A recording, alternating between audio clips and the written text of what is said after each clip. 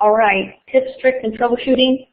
This basically covers a lot of the stuff that we get asked all the time, stuff that just comes up all the time, and instructors, you know, if they knew how to fix it themselves, they just fix it and not have it slow them down. So that's the point behind this. And welcome and virtual Danishes today, because it's Danishes today, and it looks like I might need to eat an entire tray of Danish. So, okay. Our agenda, we're going to talk about profile and notifications because, oh, hello, Kristen. Make sure Kristen can hear us real quick.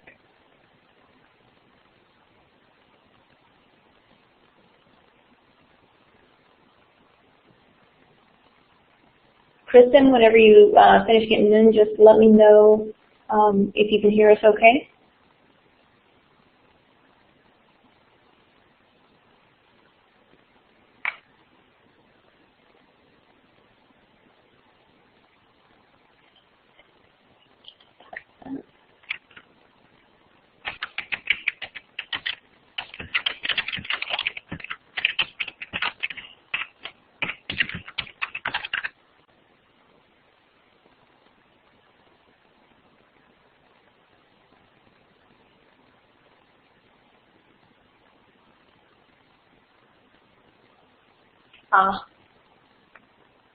Okay, good.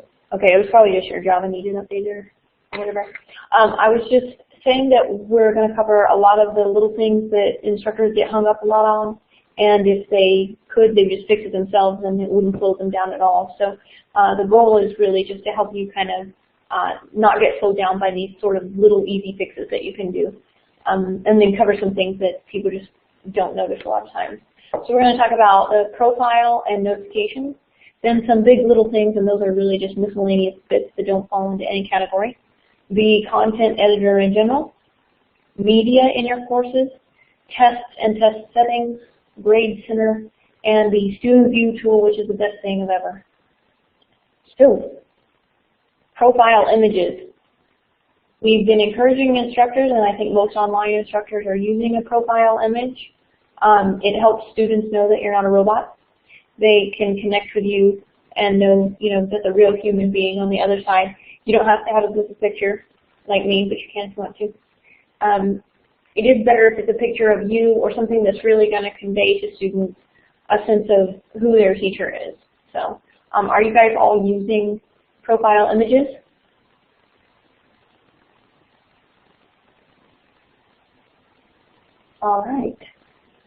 All right, then I don't need to cover profile images any further. Oh, here's Dean joining us.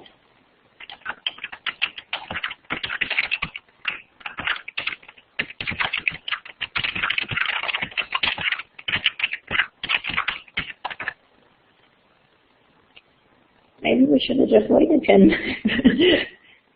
Okay, then I'm going to talk about the notifications. That's the red scary dot. I'm not going to cover how to do your profile picture since you guys are already doing it. But I'm going to share my screen now. And Mindy, since you have the mic, if you notice anybody asking any questions, if you can give me a shout, because I can't see the chat when I'm sharing the screen. I'll let you know. Thank you. I'll go into a course here. The big red scary number is the number of notifications. That number is the number of changes that have happened to all of your courses cumulatively since you last navigated to the area where those changes are. That sounds complicated. Basically, anytime an assignment is added, a post to a discussion board is made, an announcement is made, even you, because you're the instructor, it doesn't eliminate you from getting those notifications. So that number, I tell people mostly just to ignore it because it's really not an accurate representation of something that you need to be alerted to. And if you're a good online instructor, and I'm sure you all are, you're in your class constantly and you're aware of the different things that are changing, and there's other more specific ways to track individual things that are happening in your course. So when we click on the small navigation menu, you can see if you go down to the bottom, usually you'll have your courses listed here, but if you click on settings, You can edit your notification settings, and you can edit them all by courses, all the courses that you're teaching or all the courses that you're a student in, or you can change them on an individual course basis. So we go through here, and again, you can just select like 2 or 3 or all of them, and we selected out all the courses I'm teaching. It's going to be all by default, but it gives you a second opportunity to specify individual courses. And this is where your on-off toggles are for your notifications. So that includes mobile notifications if you have the mobile app. It's not a text, it's just a mobile. The mobile app pops up and tells you when something's happened. An email is actually going to send to your institutional email. And then the dashboard, which is the big red number, which is also on the pop-out menu if you click on these icons here. So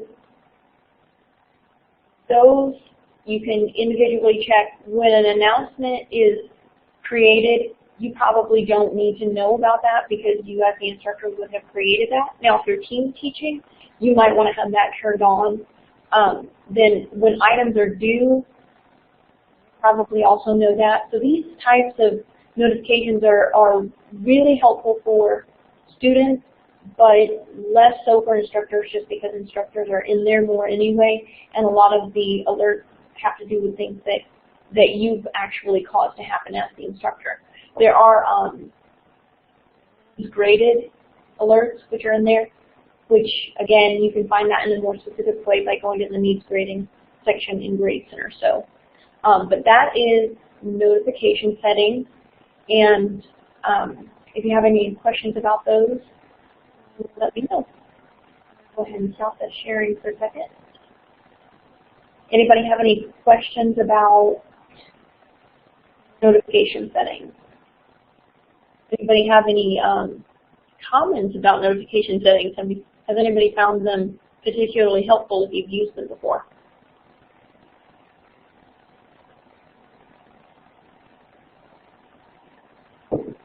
Alrighty.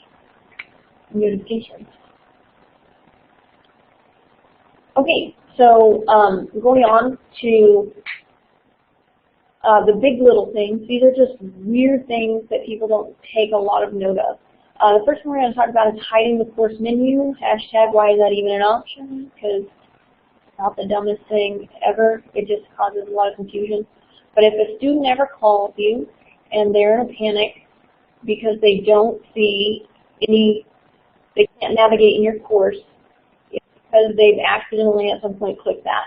And if they call you in a panic, I can only see the announcements, I can't see the assignments, I can't get to the discussions, I can't find anything else.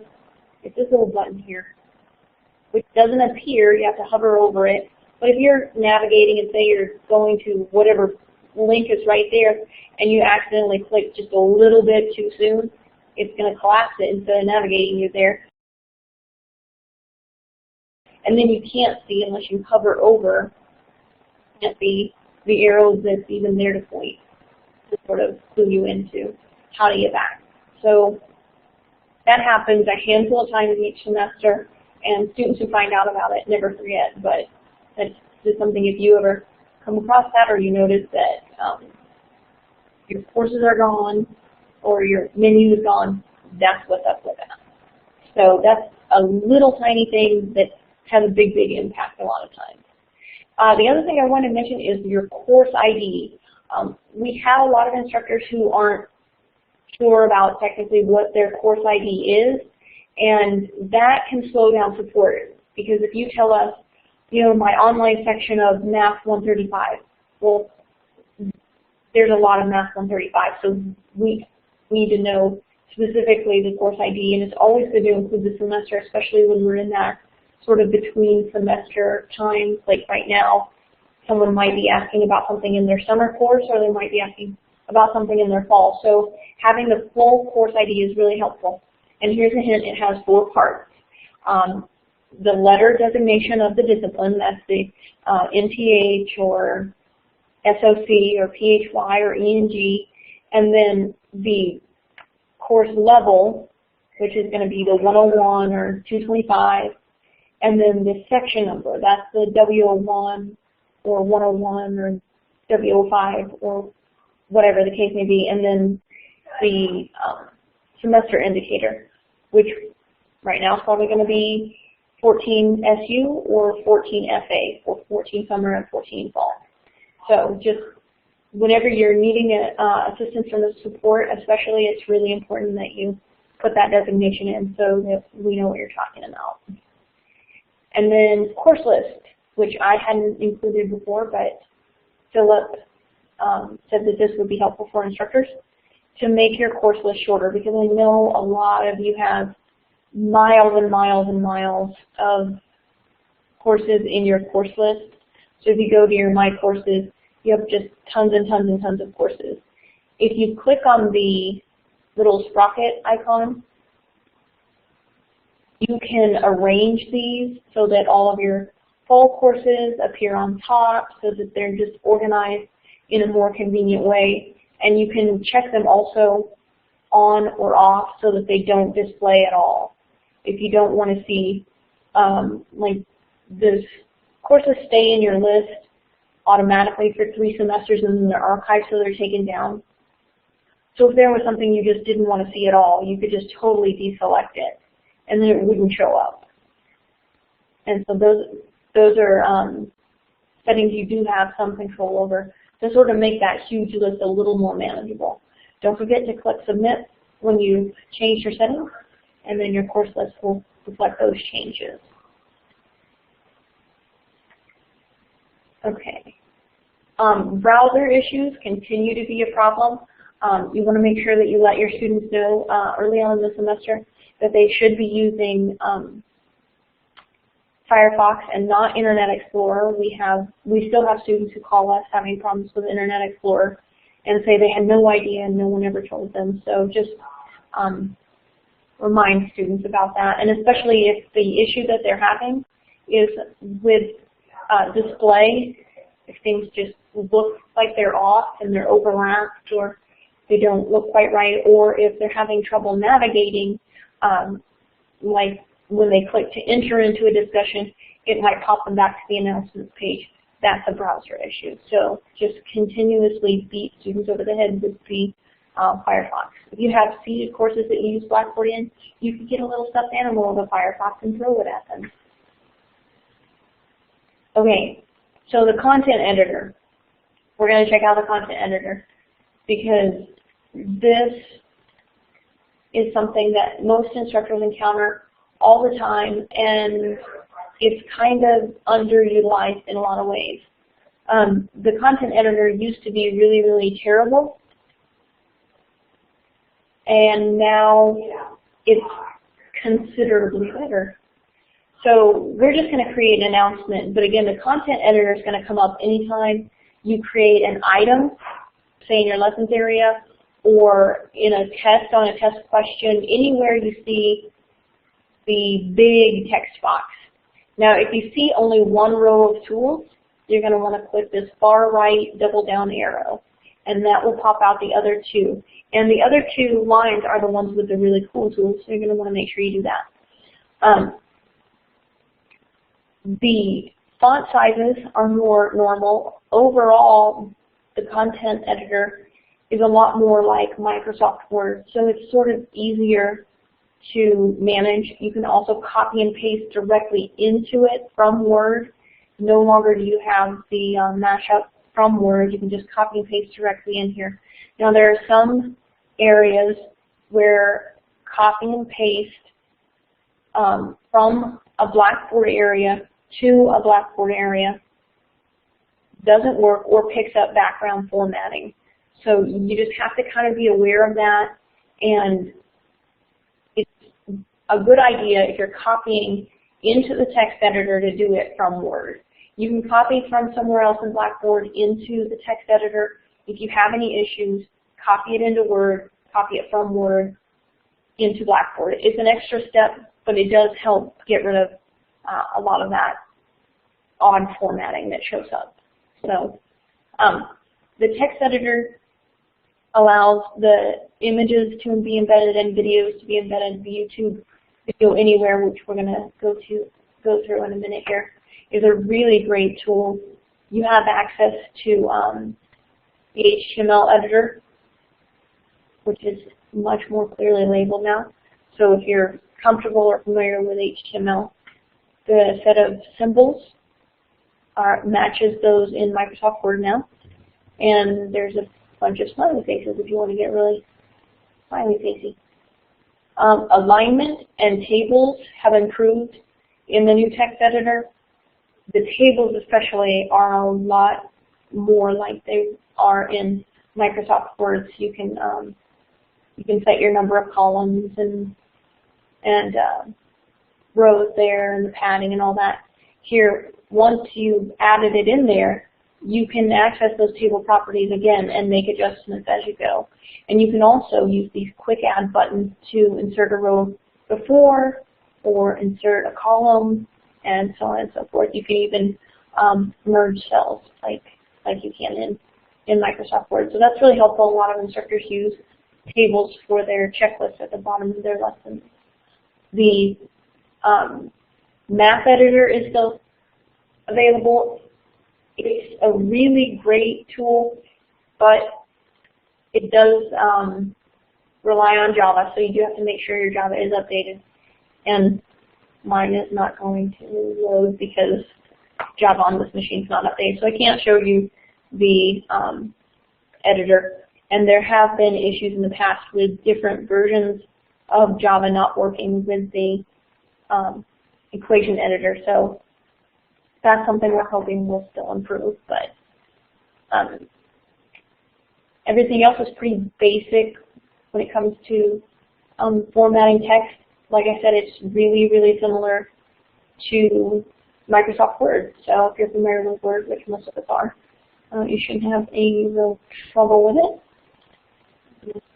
Close out of here. Does anybody have any questions about the text editor at all?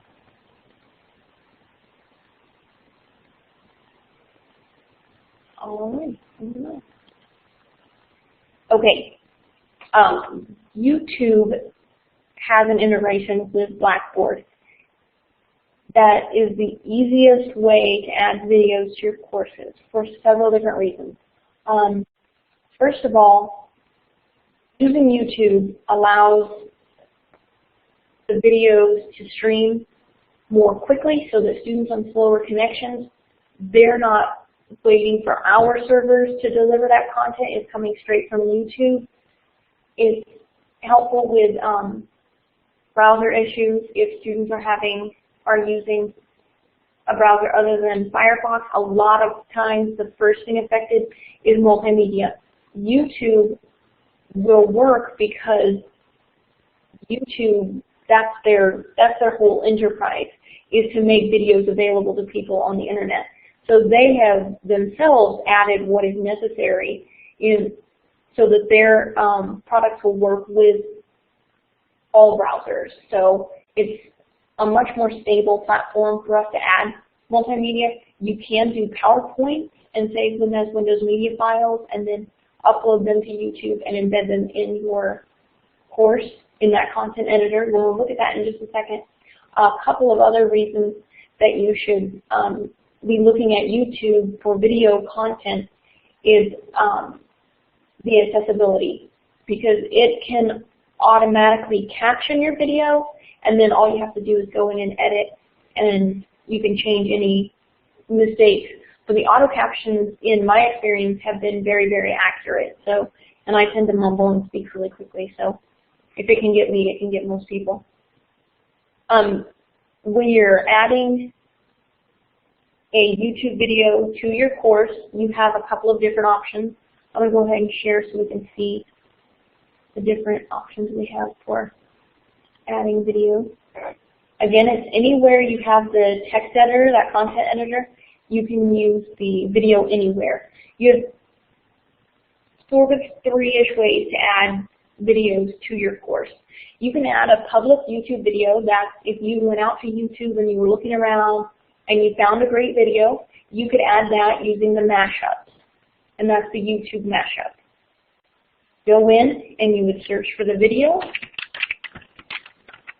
that you wanted to use. You have a couple of search options, any words, at least one word without the words, You can narrow it by language. So you have a couple of sorting options down here similarly, relevant, date added, YouTube rating, that sort of thing.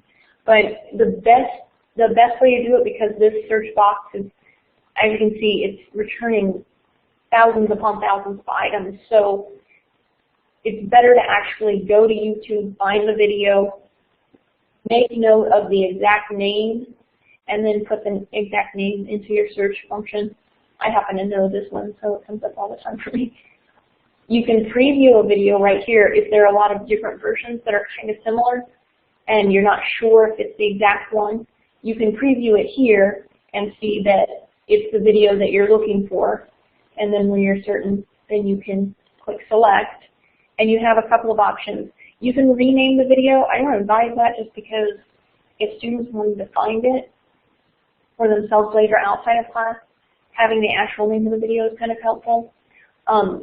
The embed type that we typically recommend is just the embed video, and it gives that little box where it plays on the screen. And then you want to click yes, show YouTube URL. And that way, if there is a problem with it displaying in Blackboard, they can click on the link, go directly to YouTube.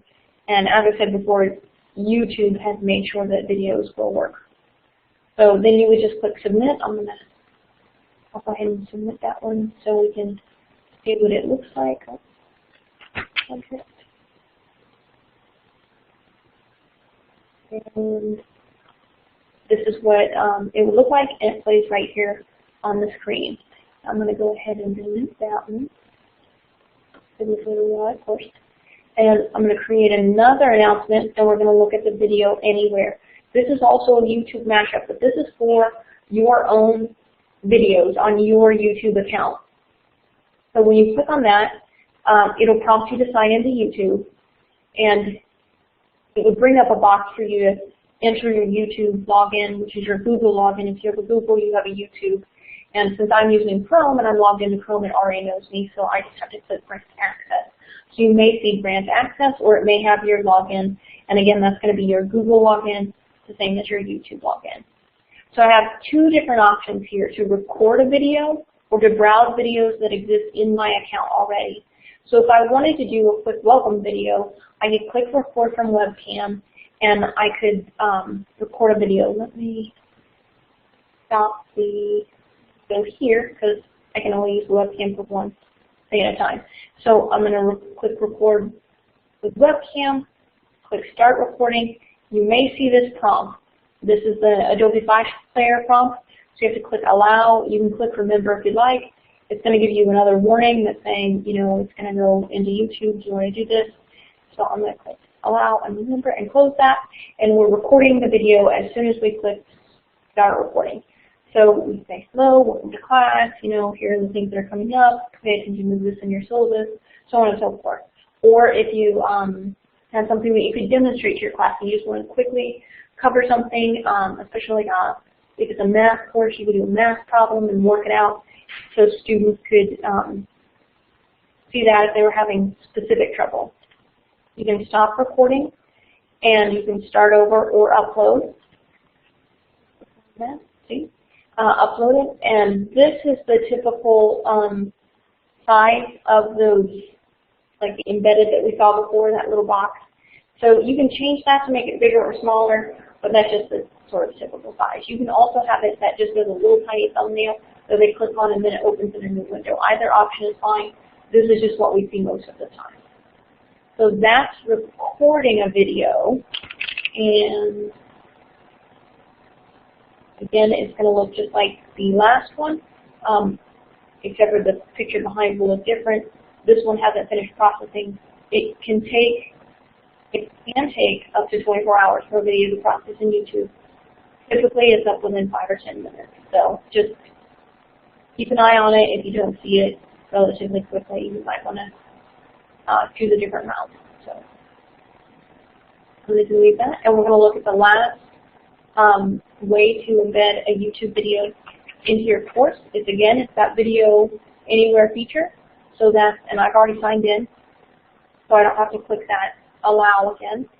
I'm going to browse my videos, and There's the one we just did, so it's up and ready now. We can use that, or I could choose from any of the other videos that I've done before and upload it to my YouTube account.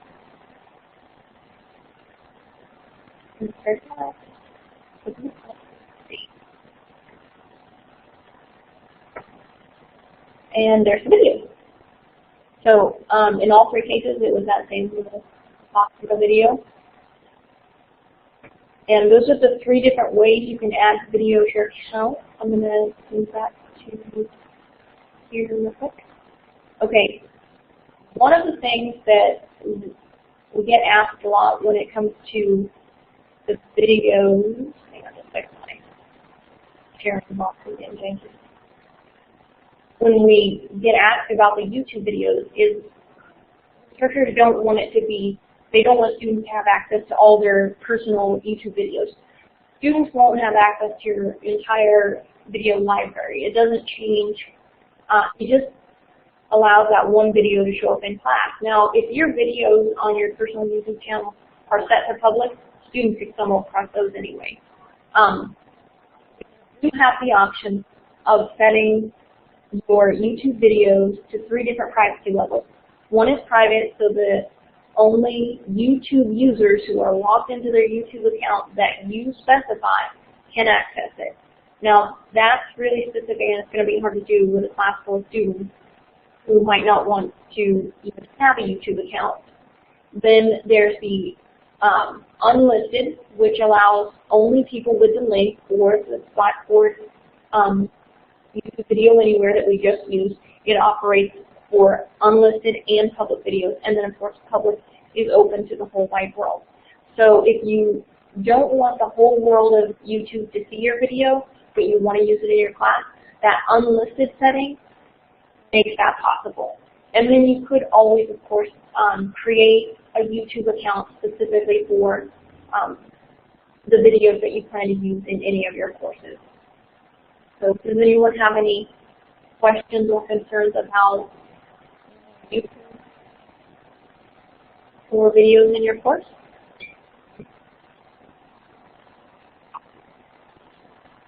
All right, you guys are quiet. Okay. Films on demand is the other big option for video in online courses through Blackboard. We've encountered a number of issues with the films on demand videos. Namely that the box where the video should appear says that there's a login required, and students try to put in their login on that screen, and it doesn't work. The problem is Films on Demand is part of a single sign-on package, so that when students log into their MyOTC, they're automatically logged into Films on Demand. But they can't log directly into Films on Demand using their MyOTC username and password. Not ideal.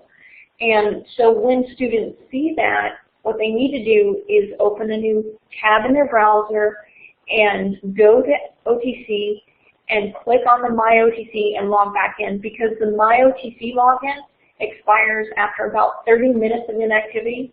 So when a student goes into MyOTC and they log in, they click Blackboard and they go to Blackboard, they think that they're still logged into MyOTC, but really they're just still logged into Blackboard. So the MyOTC login is sitting there idle, and it expires after about 30 minutes while students continue to work in Blackboard. And by the time they get to the video, their login could have expired, and that's where we have that issue. So if you're going to use Films on Demand, just make sure that you let students know that they need to have logged into MyOTC within the last 30 minutes for the video to display, or that that's what they should do if they see any kind of login message where the video should be. Again, I would just recommend using YouTube whenever you can, because you don't run into those kinds of issues. But there are a lot of things that are on Films on Demand that you can't necessarily get through YouTube, so.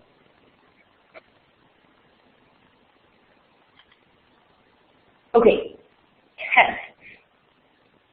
We're going to talk about mostly importing and exporting tests, deploying tests, and then the settings for tests, because tests are always kind of a huge thing. go to share desktop again. Okay, if we go into our test pools and surveys area, and we go into our tests, I only have 2 tests in this course, but if I had multiple sections, especially for seated instructors who can't combine their courses, and for online instructors who don't combine their courses, and you have several sections, or you have one test that's, say, over your syllabus that would apply to even different courses, and you want to get it from one course to another, you'll notice that you don't have the option, you have the option to copy the test that's going to create a copy. It's not going to move it to, you don't have that move option that you do on a lot of items in Blackboard.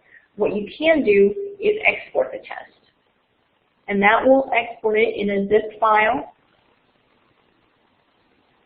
which you can then go to your other course. So we're going to pretend that I went to my other course and I went to test pools and surveys and tests. And then I can import it into my other course by browsing my computer. The file that we downloaded, we did not open because you can't open those file types. They're specific to Blackboard and they will only function in Blackboard. So if you open it, it's just going to be a bunch of gobbledygook. So we're going to choose that test that we exported and open it and submit, and then we will have, okay, that test will be added. Now, a couple of things about importing and exporting tests besides don't open the file. Remember when you export it where you saved it, because that happens a lot. We get instructors sort of, I exported but I don't know where it is. You can always export it again. You might notice that you'll get an error. You might get an error message if you try to do 2 in a row. A lot of times it'll tell you that this action has already been submitted. You may have noticed that. So if you're trying to export many tests, there it is. If you're trying to export 2 or 3 different tests, so maybe that you can provide them to another instructor or into another one of your courses, if you get this message, just hit F5 on your keyboard to refresh, and then it will let you export it. So, and the same thing with importing. You might get that same error when you're importing. So, okay, now we're going to look at deploying a test. So you'll notice that it says that the test is not deployed. It says no because it doesn't exist in the course. So importing a test doesn't put it in your lessons. It doesn't put it anywhere where students can access it. It just makes it available for you to put in the course somewhere. So under any of your content areas, like lessons or in a specific lesson, you have the assessment button and you would choose test, and then you can check the test that you want, click submit, and then change your settings, and that's what will actually deploy the test. So while we're in here, let's look at the test settings. This description is not the same as the description that will show up when students click begin. That's the description that's on the actual test, but you can put a different description or the same description in this area, which is what will display on the screen before they click the test link. You want to always make the item available. Then if you want it to only be available during certain time periods, use the date settings that are down here, the date and time settings that are here. But you always want that to be set to yes. You can choose to create a new announcement for it automatically, or you can create your own announcement with more specific information. You can allow multiple attempts. You can set a number of attempts, or you can have it be an unlimited number of attempts if it's maybe a pre-test or something a practice test that you want them to really, really know.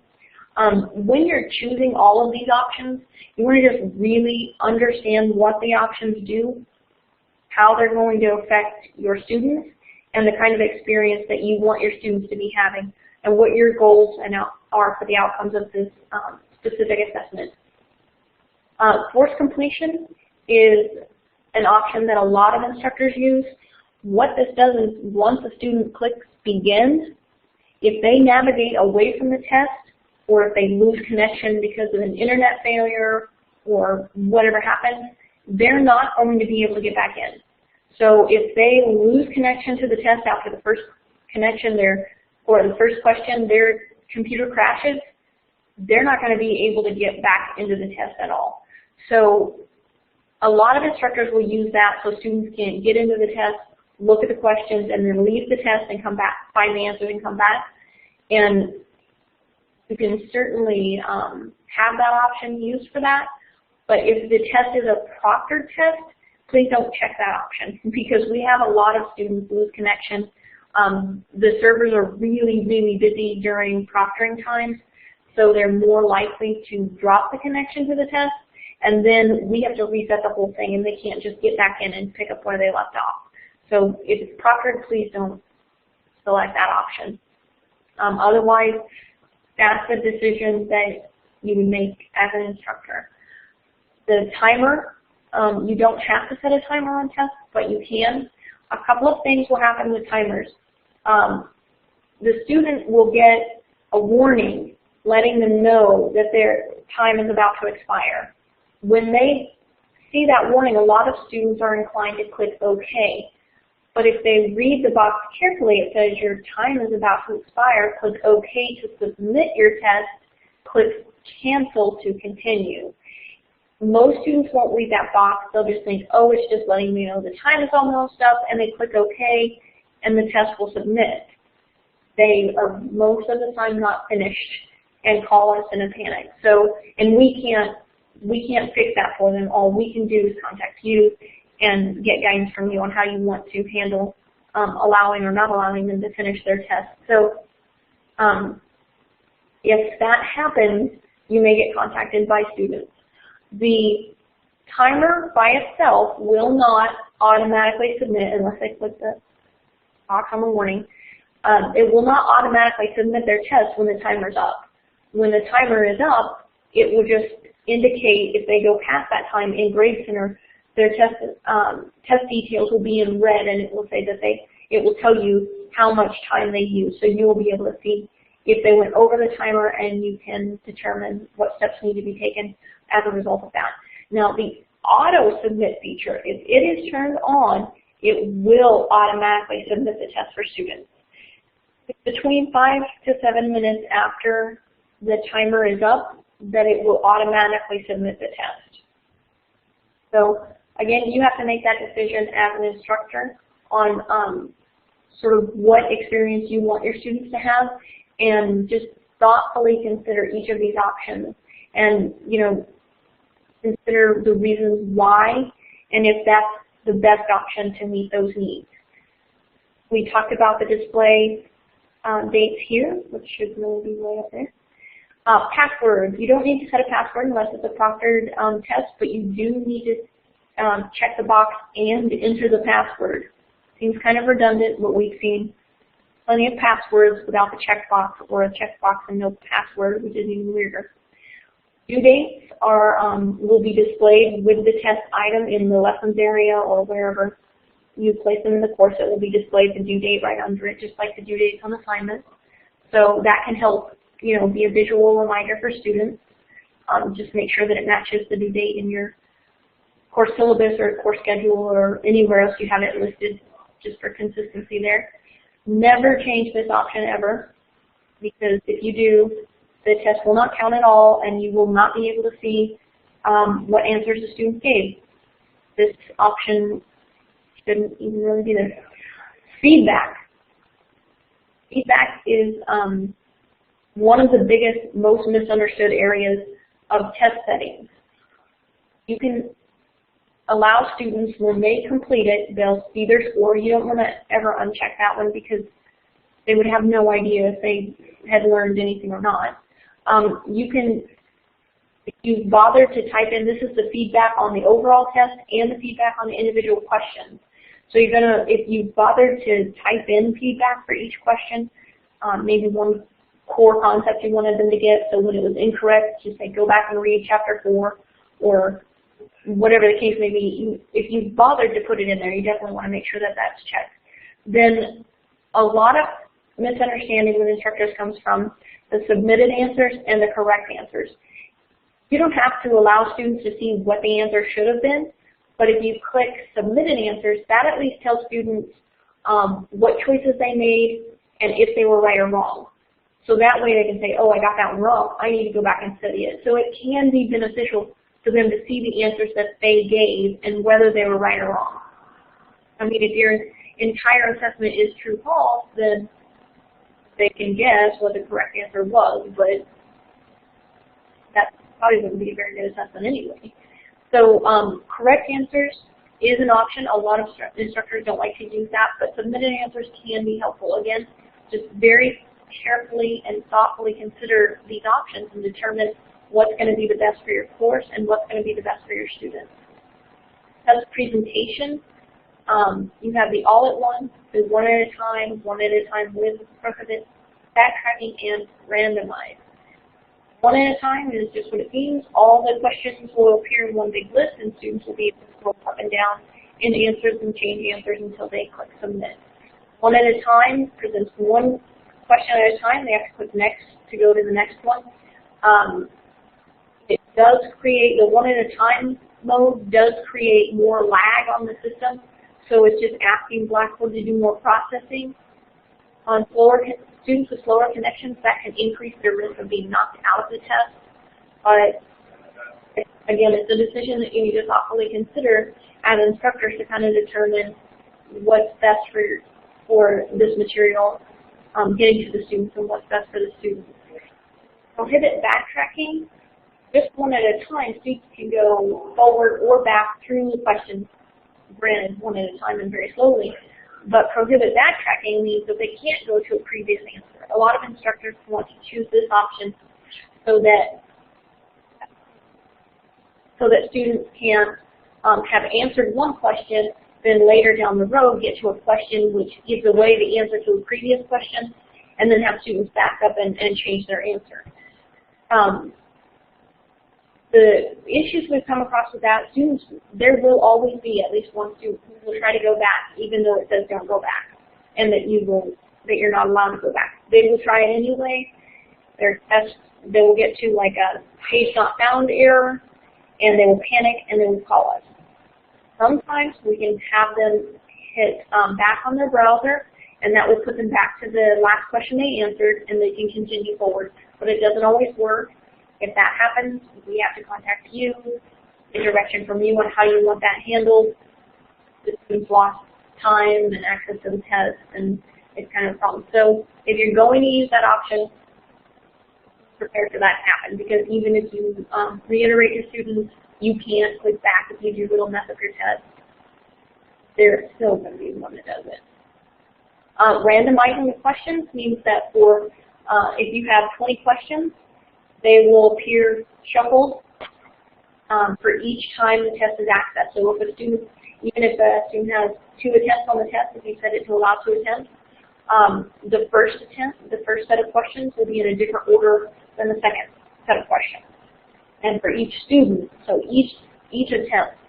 So if they get knocked out and you have to completely reset the test, when they get back in, it'll be in a completely different order. So randomized questions is an option that a lot of instructors like to use so that, prevent cheating. And then whenever you are finished, you would put submit. Oh, password. Submit. And sample test is there. So those are the options for tests. And does anybody have questions about test options or test settings? That's something that there's a lot of variation across all of our faculty for the way they set their tests, and everybody has different ideas about what the best test settings are. The only thing I can tell you really is just to understand what those settings do and to really think about how they're going to affect your students and, really thoughtfully consider them. Okay, Kristen is typing a question.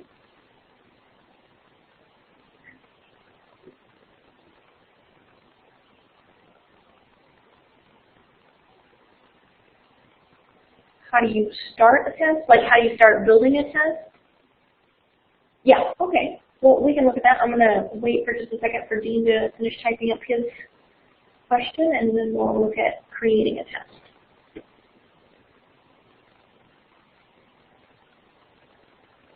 Okay, maybe not. Okay, let's look at creating a test then. You can create a test from either the assessment menu, test, and if you don't have the test in the list, click create here, or you can go into the test pools and surveys, test, and build a test. By the way, you have to get a test name. The description here is the one, again, that students will see when they click the test link. Before they click begin, they'll have that description and instruction. And you don't have to put information there, but if you have anything valuable for description or instructions, you can put that there. Submit. You can always go back and edit all of this, so don't worry. Now we have a test, but it has 0 questions and it's worth 0 points, so it's not going to be a great test. You can reuse questions, find questions from other tests, but if you're starting brand new, you can create a question.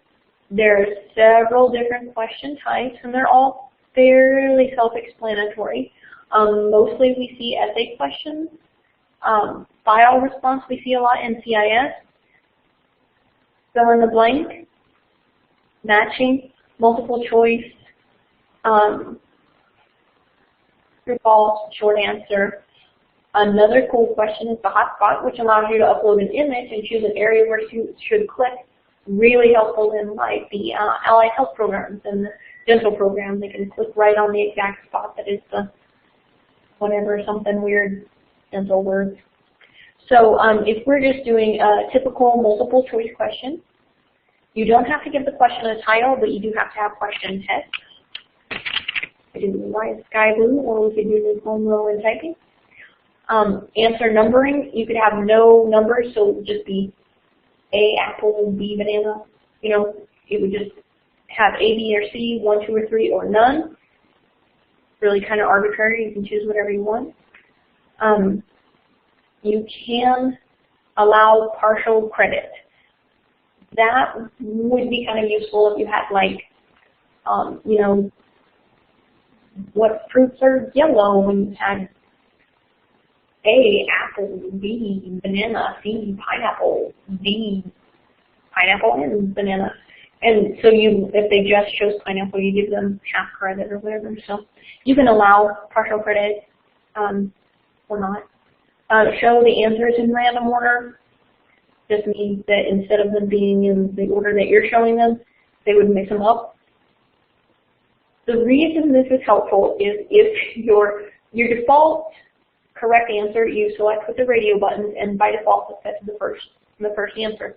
So if you wanted the building of the test to be easy, where you always put the right answer in A, but you didn't want, like after the third question, students to be like, it's always A, and then get 100% on the test because they just clicked A, then you could just always make the right answer the first answer, and then select to show them mixed up. So if it helps you to do it that way, that's fine. If it's simpler so you don't have to go through and select the right answer, you always want to put it in the top box, you can do that. You can choose a different number of answers. It goes up to 100. I don't recommend using 100 multiple choices. That would just be me. So typically we see, 3, 4, 5 sometimes. You just enter your answers here, apple, banana, hat, whatever. Green eggs and ham. And again, select with the radio button which answer was correct, or leave it as first one in a random order. Feedback, and this is what I talked about earlier, where in the feedback you want to check that box for feedback. If you had a question that was a really important sort of core concept that you absolutely want to make sure that students pay attention to, if they got this question incorrect, you might want to say, please reread Chapter 6, Section 5. This is a really important concept. It's going to be on the final, it's going to be on your certification test, or, whatever the case may be. It's going to be important for the next 6 weeks of class. you need to know this. You can put that in this incorrect feedback response, and you can always put like, yeah, you got it right in the correct response as well. So there are categories, topics, levels of difficulty, and keywords. We haven't seen those used very much. This is the sort of thing that you could really make useful if you put a lot of work into it and you were going to continue using tests sort of semester after semester. So feel free to play with those. I haven't heard of any instructors using them. So if you guys have some awesome ideas and you work that out and it worked out fantastically, please share it, because then I can tell other people how awesome you are. Also, instructor notes, students will not see this. So this will just be a question for you, or information for you rather, where you could put, you know, make sure they get this right, or include this question on the final, or whatever the case may be. Then you would click submit, and there's your question. By default, it enters it at 10 points. You can click on the points and change that to whatever you like it to be. You can even make it an extra credit point. Click submit when you're done. Once you have like all your questions, say you made like 50 questions, you're like, oh my gosh, I made them all worth 10 points. I didn't change the points. Not to worry. We can click select all, and that'll select all of our questions, and we can change the points massively here. So long, and of course, you might have like 50 multiple choice questions worth 1 or 2 points, and then 2 or 3 essays at the end worth more points. You can change them all, and then go and change the individual ones. And you can also select, just toggle on and off 2 or 3 questions, or how many ever questions that you need to do. And you can select questions by type. So select all the multiple choice questions, and then you can update the points that way. So there's a lot of different ways to update points if you enter them in, because we've had instructors call before and have like a lot of tests and the points are not right, and they don't have to click on every single one and enter the points, because that would be rather tedious and time consuming. So did we have any other questions about tests? Does that help? Okay, good.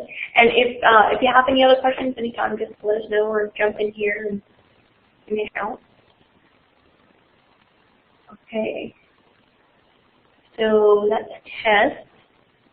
Okay. We're coming up on an hour, so I'm going to try and get through this a little bit fast. Just feel free to jump in and shout at me if I'm going too fast.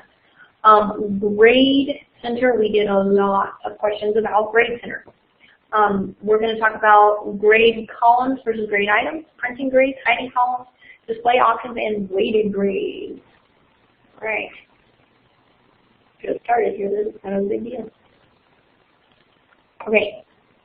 If we go into our control panel and we go to Grade Center and we click on Full Grade Center,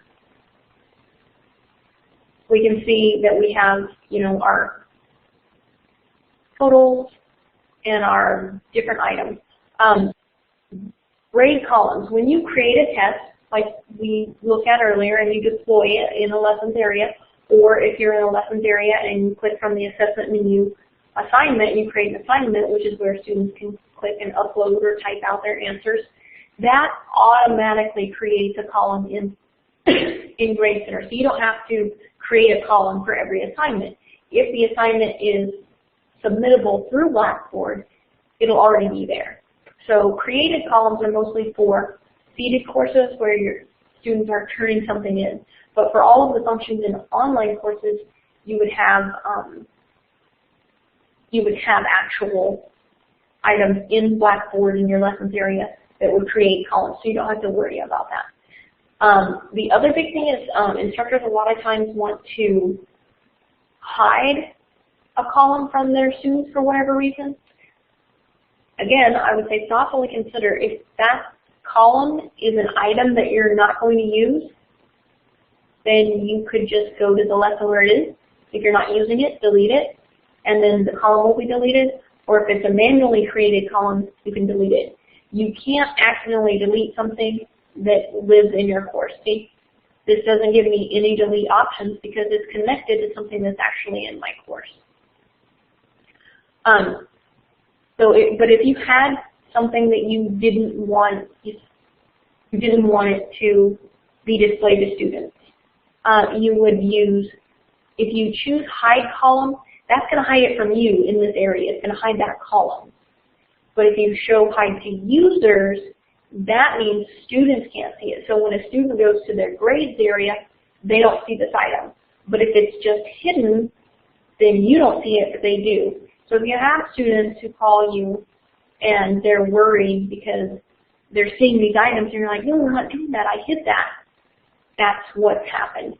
So just when that happens, you can go into Manage, Column Organization, and this screen gives you sort of a broad view of all of your grade items without the students in there. So this shows you your columns in the order that they are appearing in the full Grade Center view. And if they're hidden, they'll be italicized and grayed out, and it'll say that they're hidden. So you can select the box and show selected columns or hide selected columns. You can fix it there. From this screen, you can also see the categories of items and the due dates that are set. So if you notice that there's not a due date set or the due date is wrong, you can go back and correct that. I need to correct some of mine here. Also, the grading period, or the grading category is really important for weighted grades. So let's go back into the full Grade Center and talk about weighted grades. First of all, sorry for math people. If you can at all avoid using weighted grades, I would, because I don't like weighted grades. But if you want to use weighted grades, there's basically three things you need to remember. Everything needs to be in a category, which we can see from that column organization screen. All of your categories included in the weighted grade calculation. So assignments, tests, and discussions, and all of your weights need to add up to 100. So 20, 50, and 30. So I have 100%. It actually won't let you not do that.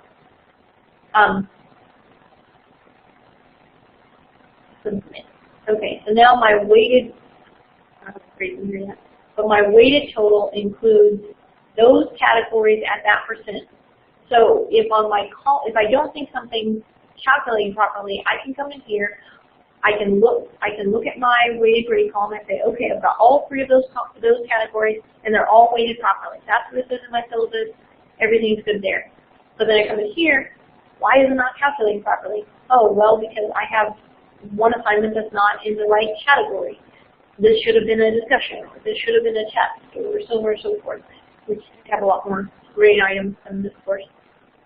So that's where you can see that really quickly. Also, you can see the points. So if you just happen to accidentally have something worth the wrong number of points, you can see that, and then you can go in and fix it, and then your calculations should come out right. Weighted grades in Blackboard will not be perfectly accurate until the very end of the semester, and all of your grades are entered into the course. Also,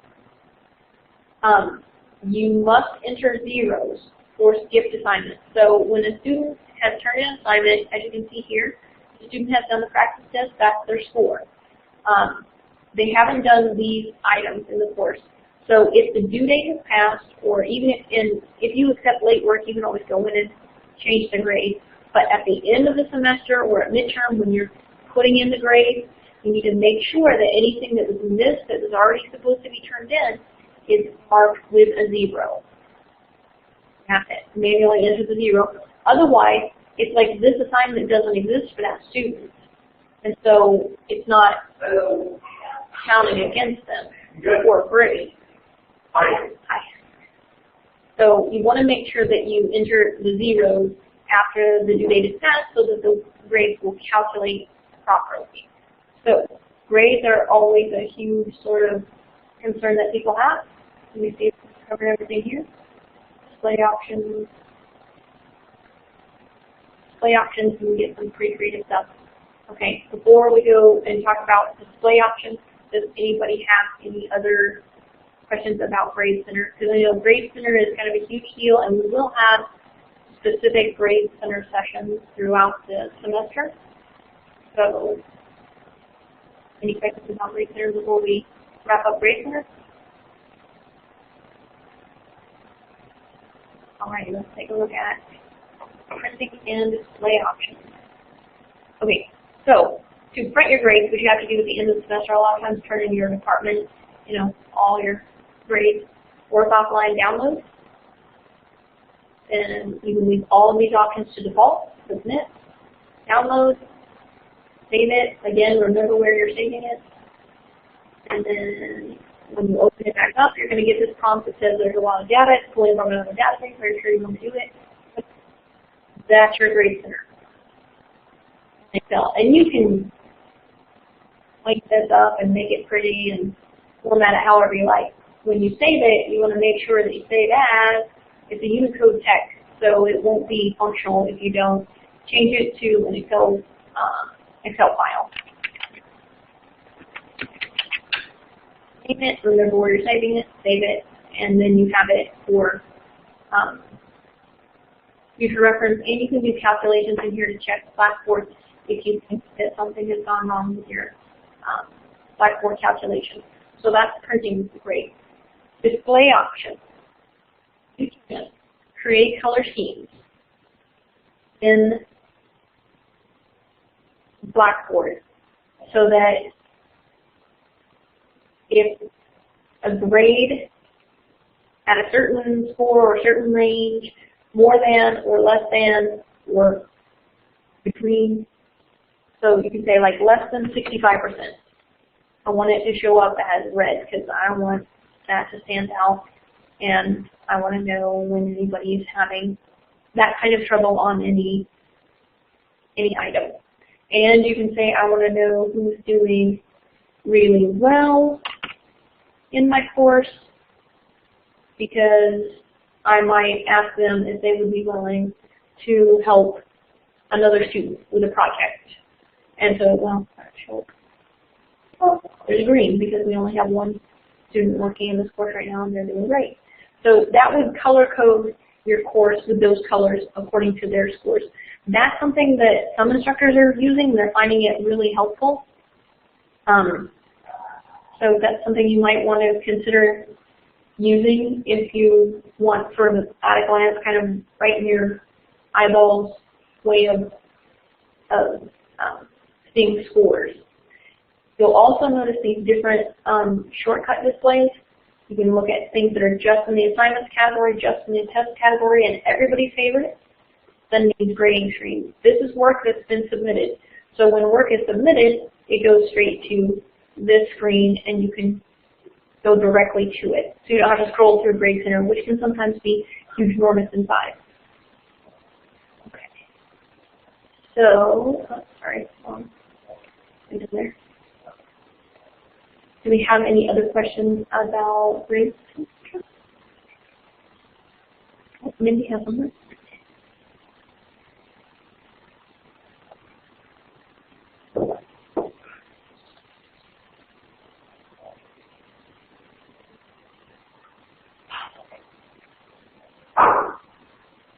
Okay, thanks, Mindy.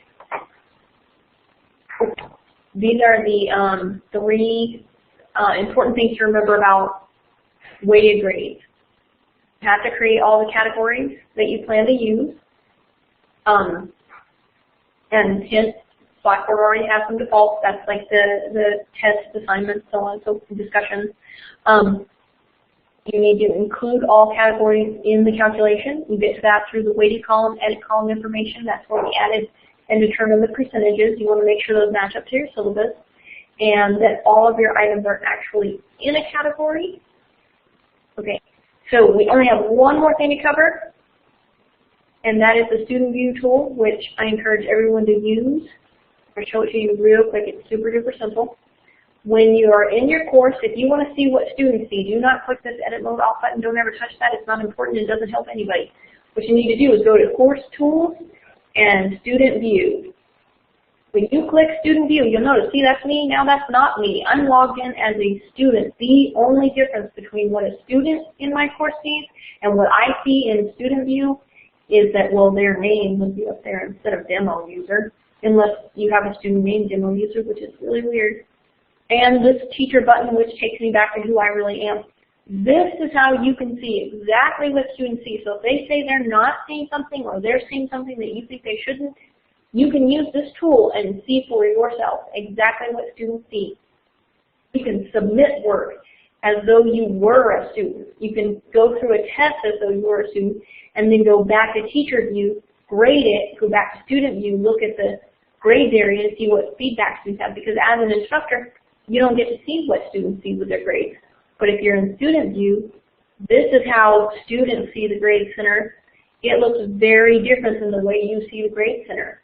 And you can see this is what students will see. So it's really, really good to go into student view and look at your course, especially when there's grade issues, so that you can see exactly what experience the student has. Student view tool, the best thing ever. Oh, okay, moving grades into Access. If Philip were here, he can explain that, but I don't actually teach any credit courses, so I can't really do that. I do know that that wizard takes whatever column is set as your, whatever column is set as your external grade column, and I'll show you what that looks like. If you're in Grade Center, full Grade Center, the column with the green check mark on it is the reporting out. So whatever you're using as the total, that score for the student, whether it's a regular total or a weighted total, you want that check mark to be on that column. And the way to move it is to set as external grade. So now that's the one that's reporting out, and that's what will go into Access using the wizard. It's just that simple to move around, and that's what goes out through the wizard. We don't have access to submitting to Access. Philip does because he's also a faculty member here, and he teaches credit courses. So if you have further questions about that, you could contact him, and he could sort of give you some advice from a faculty member perspective.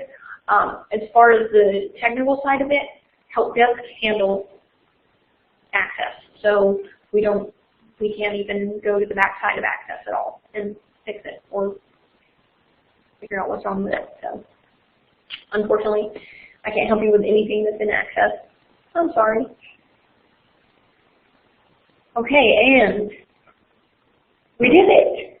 So we will have workshops coming up. Just keep an eye on that PD website. If you're not familiar with it, give me a shout and I'll bring it up for you, because we do have hands-on workshops coming up with rubrics and with Grade Center. So if you get to the beginning of the semester and you're like, okay, I want to do something, but I want to make sure I'm really getting it, come on in. We'll sit down. We have cookies and snacks, and we'll work with your course specifically, and we'll get you where you need to be. So,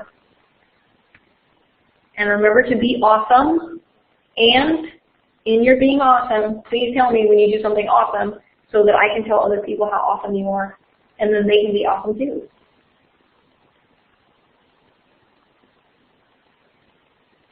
And I'll just sit here and wait for you guys to get questions. The student, okay, Kristen, I'll bring up that website in just a second. Dean, the student view button, let me show you that one more time. It is in your course tool. So in your control panel that's below your course menu, control panel, course tools, alphabetical order, so it's way down near the bottom, student view. And again, it makes you a student in the course. And it is a fantastic tool. Side note on that though, because it makes you a student in the course, right now if you were to use it in your fall courses, you would not see anything. It would give you an error because a real student couldn't see that course. So that Thursday before, when students are actually able to get into courses and look around, that's when that'll start working. In the meantime, let us know if you have anything that you're worried about displaying properly, and we can have a look at that. But once the semester is started, then you can get into there. I'm going to go to the user support site. This is a site that we created to support students and faculty. If you click on under the Blackboard support, if you click the faculty link, and then we have a bunch of tutorials here, but also the professional development calendar is listed right here. And this is where you would register for different sessions we have coming up. And if we just look at August, we are going to have the Faculty Summit, which is everybody's favorite time of year. And then we'll have a retention center, which is kind of a huge deal now. And then, like I said, grade center and test and rubric. We'll have sessions on those that will be presented remotely or in person if you want cookies or snacks. And then hands-on workshops, which are only here in our lab. And again, we can work with you directly in your actual courses to get the issues that you need resolved. And again, cookies, snacks, yummy stuff, guys.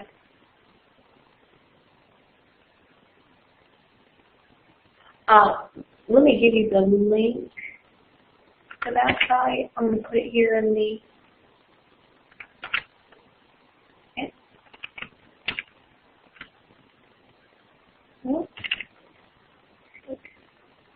I can get it copied.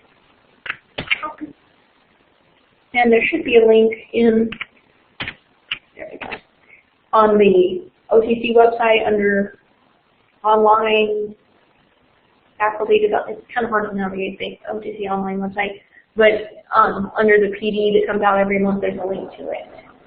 That's in there. Check. So that site has all of our listings. Like I said, it is just kind of we update it all the time. Feel free to check out anything that looks good on there for you.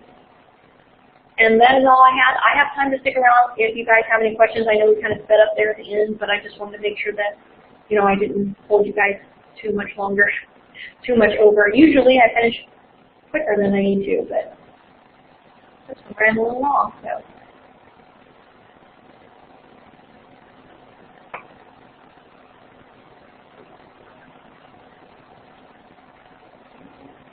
Well, thanks for coming, guys. And if you have any questions, feel free to stick it around.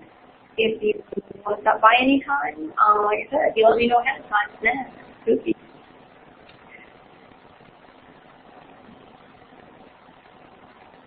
Well, thank you. Okay, guys, it'll be awesome. Tell me about your awesomeness, because I love hearing about it, and I love telling other people that you're awesome.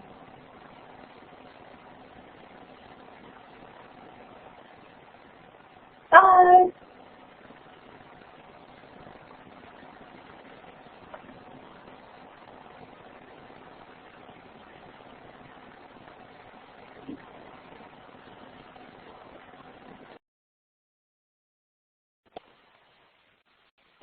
Recorded for posterity. So those are the sort of things that we'll be covering today. And welcome to the virtual Danishes today. I really need like 2 or 3 different pictures to slide in there. I'm really not eating this.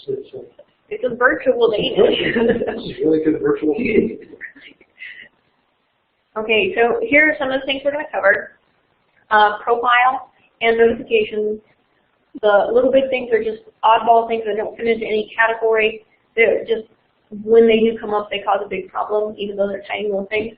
We're going to go over the content editor, adding media to your course, especially the YouTube videos. Then tests and test settings, grade center, and the student view tool, which is my favorite tools ever. So, profile images. Shay, do you have a profile image in your course? Okay, good. In that you have yours. Okay, so I'm kind of just going to skip the profiles part because you know profile. The notifications is the scary, ugly red number up in the corner. Jackie, just sorry to interrupt, but the profiles we actually had created, if you want your students to create their or upload their profile photo, our YouTube channel actually contains a video to do that. So some of our instructors have posted that in their courses to allow their students to know how to do that. Yeah. And it's one of our most widely watched videos Okay. Yeah. on our channel. So that's good. Help students, because by now a lot of instructors know about it, but students don't, and they don't have. There's no student development sessions. Okay. So the giant, ugly, scary red number, which I'm sure you've seen up in the corner here. If you're not familiar, and you probably are, that's any change that happens in all of the courses, so it's all aggregated together, any change, post to a discussion board, assignment submitted, announcement created, which as the instructor you should be aware of anyway. Any change that happens in the course is going to add a number and cause that to increase. I mostly tell people to ignore it because it's not really accurately representing like a value on how much there is that you need to really get in and be aware of. And as an instructor, you're going to be in your course all the time anyway, so you're going to notice those things. And there are other more specific ways to find out different changes in the course, things that have been submitted, discussions that have been posted. There's more specific ways to get at just those things instead of just this number that says this many things have changed over all of your courses.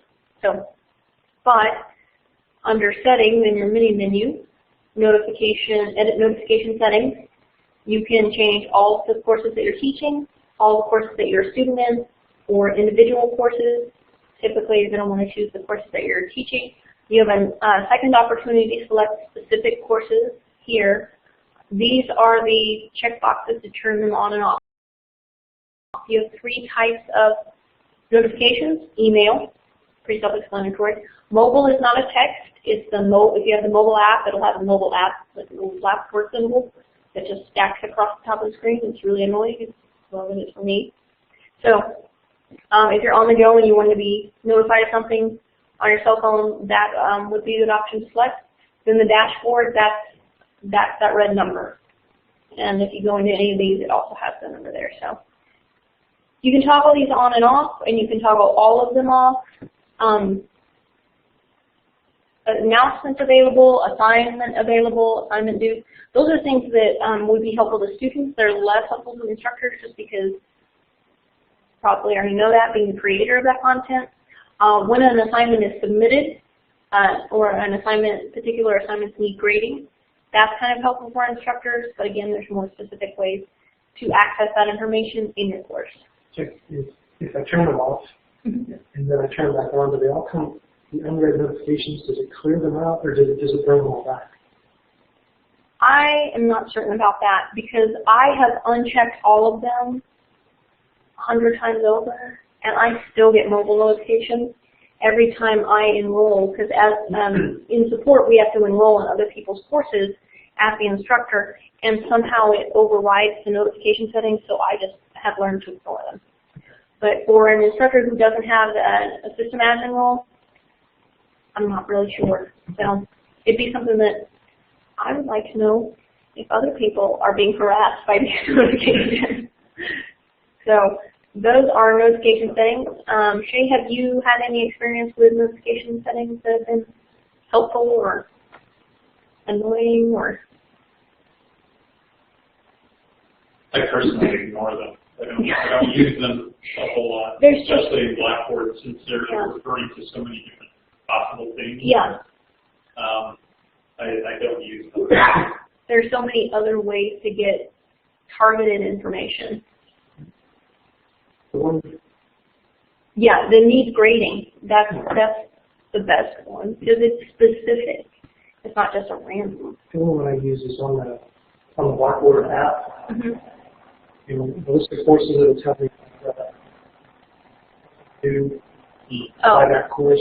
Yeah. I know that if I haven't posted an announcement, or aside from the announcement that I posted, take off one. If there's anything else, I know it's going to be discussion boards or something, so I know that I'm looking at it.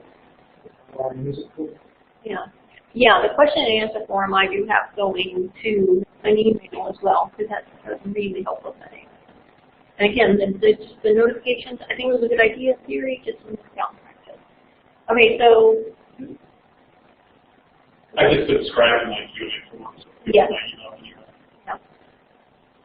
The big little things, we're going to start with hiding a course menu. And if you get a panic call from a student and they can't see anything but the announcements and they don't know where the menu is, this is probably what's happened to them. And it's a tiny little thing, but it causes a big problem. And if they see just the announcements and they don't see the navigation, there's a little tiny arrow, and it is painful to talk people through over the phone finding this arrow. And you can see it lines up with the course menu. So if they're navigating to a course menu item and they click just a little bit too soon, they can hide that menu, and then they can't get to the test. They can't get to anything except for the announcement. It's in a specific spot. Yeah. It's hard to find because they're hovering on the left side. Yeah, they're just like, I don't see, you have to be like right on the edge, not like, look, no, there. What is that? Yeah. Insanity. So that's why it's really painful to walk people through on the phone. But that's, like I said, it's kind of an oddball thing. It doesn't fall into any category. It's just a little thing that causes a big problem. And then course IDs, if you don't know what your course ID is, it's good to know because when you are asking us to help you with a course that you have, there are thousands of courses, even thousands of English 101 courses that are online. So we need to know how to find that course. Course IDs have 4 parts. The discipline, that's the ENG or MPH or PSY. The course level, that's the 101, 225. And then the section numbers, that's the W01, W2. It'll be like a 101, 201, 405 for the different campuses. So then the semester is always good to indicate, and that's going to be like 14 SU for 14 summer or 14 FA for fall. And it's good to have that, especially in those transition times. Like right now, we're having instructors asking us about both summer courses and fall courses. And anytime we're near a semester change, that comes up. So it's really important to have all 4 parts of the course ID in there. Then making your course ID list shorter. This comes up a lot during the transitions between semesters too, because you're getting new courses added and you're trying to find your new courses, not your old courses. Your course list might be 10 miles long. If you click on the sprockety thing, you can drag and drop your courses to whatever position you want them to be in. You can also, the courses will stay on your course list for 3 semesters. So if you have old semesters and you don't even want to look at them anymore, you can check them on and then check them off. And then that won't appear in your course list anymore. So you can do that, and you can always come back in here and turn them back on. And then just click submit when you've got them the way you want them, and you'll see those changes reflected here. The My Institution course list will not reflect those changes. You have to go into this sprocket and do the same thing. So they operate independently, which is a little weird. I was just going to mention, Shay, and I don't know, Jackie, if you, starting this fall, there will not be a My Institution tab. It will just be a My Courses tab. So we won't have that problem. We won't have 2 tabs. I don't know why. Well, I know why we have 2 tabs. I mean, that's the default setting of Blackboard. But the Institution tab was for institution announcements and other institutional related posts. So we don't really need that.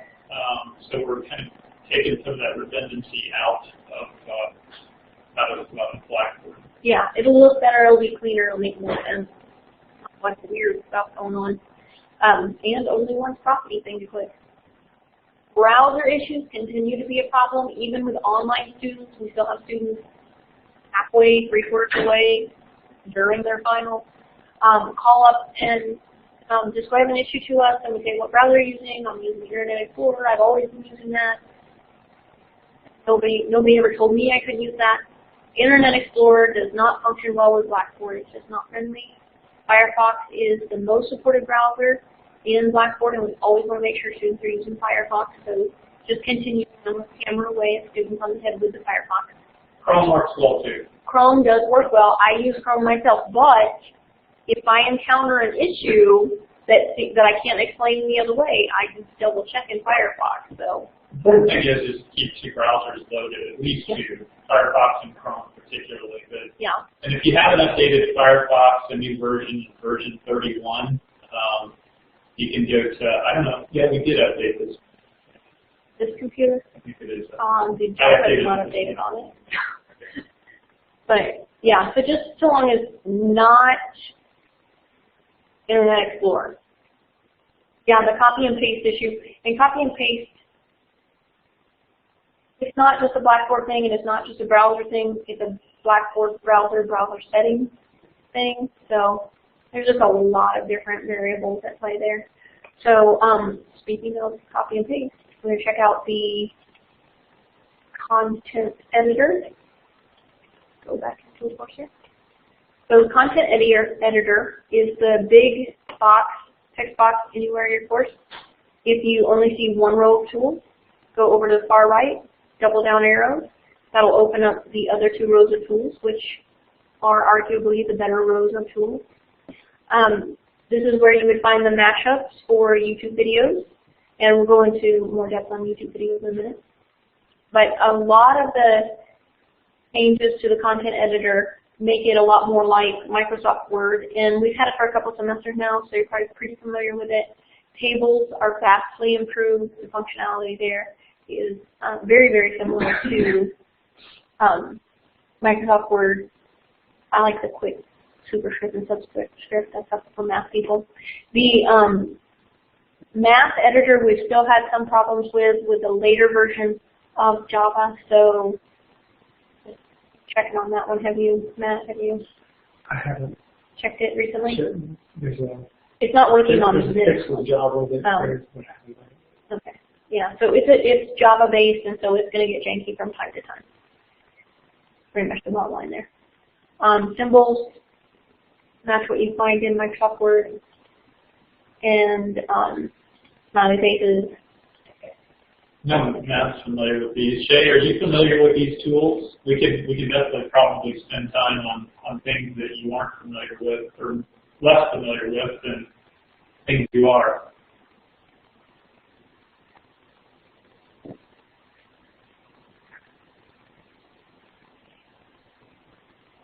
Okay. Well, if you have any questions as we go along, just let me know. And you're probably familiar with the text editor since it's been around for a while, but a lot of people still don't know that you can copy and paste directly into the text editor now without the mashup. Also, if you have janky copy and paste formatting, especially from copying from Blackboard, ironically, Blackboard into Blackboard's text editor, it doesn't like that. So copy it out to Word and then Word into Blackboard, which is it takes an extra step, but it's, better than something. Okay, so content editor. Okay, the YouTube. Shane, were you at our YouTube session? Did you go to one of our YouTube sessions?